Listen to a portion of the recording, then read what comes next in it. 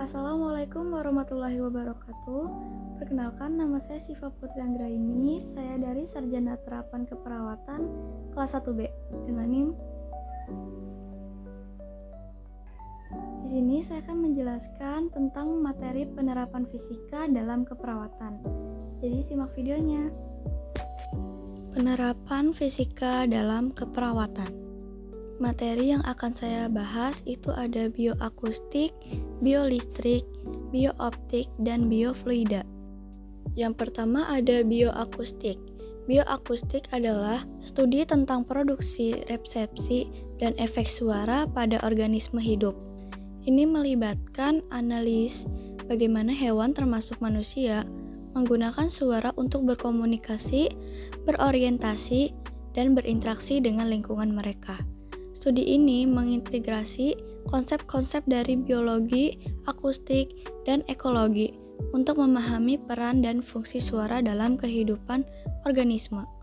Contohnya, seperti suara serangga, suara tanaman. Yang kedua, ada biolistrik. Biolistrik adalah energi yang dihasilkan oleh jaringan biologis yang berasal dari adenosin trifosfat (ATP) yang dihasilkan oleh mitokondria melalui proses respirasi sel. Biolistrik berkaitan dengan kelistrikan yang dihasilkan oleh sel dan jaringan, termasuk muatan ion, medan listrik, dan tegangan yang dibangkitkan. Beberapa fungsi biolistrik dalam tubuh manusia diantaranya: yang pertama ada memperkuat sel darah putih untuk menghancurkan kuman dan benih penyakit. Yang kedua, mempercepat pembelahan sel baru. Yang ketiga, membantu pencernaan. Yang keempat, membantu memelihara suhu tubuh. Yang kelima, pelumas antar organ. Yang keenam, mempertahankan tekanan hidrostatik dalam sistem kardiovaskular. Salah satu contoh biolistrik dalam keperawatan adalah elektrokardiogram. EKG adalah grafik rekaman aktivitas kelistrikan jantung yang dihasilkan oleh alat yang disebut elektrokardiografi. Gambarnya seperti yang di samping. Yang ketiga ada biooptik. Biooptik berkaitan dengan makhluk hidup atau zat hidup atau bagian tertentu dari makhluk hidup, sedangkan optik dikenal sebagai bagian ilmu fisika yang berkaitan dengan cahaya atau bekas sinar. Secara spesifik, ada klasifikasi optik geometri dan optika fisis.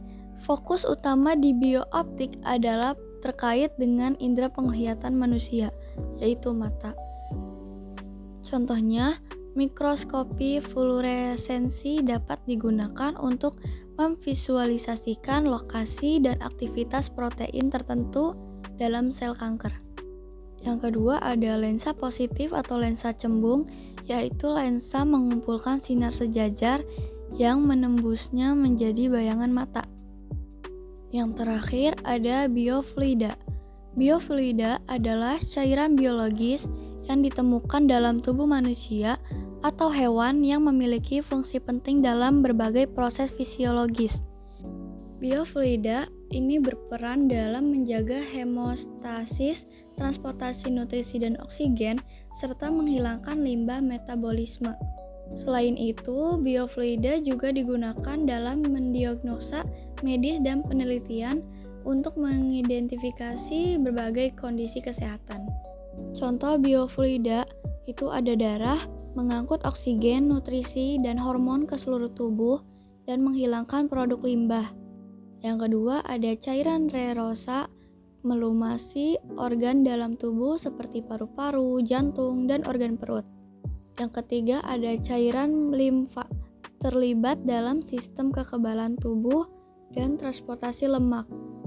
Yang keempat ada cairan otak spinal, CSF, mengelilingi otak dan sumsum tulang belakang, melindungi dan memberikan nutrisi. Yang terakhir ada cairan sinovial, mengurangi gerakan dalam sendi. Itu saja materi yang bisa saya sampaikan. Kurang lebihnya mohon maaf. Terima kasih. Wassalamualaikum warahmatullahi wabarakatuh.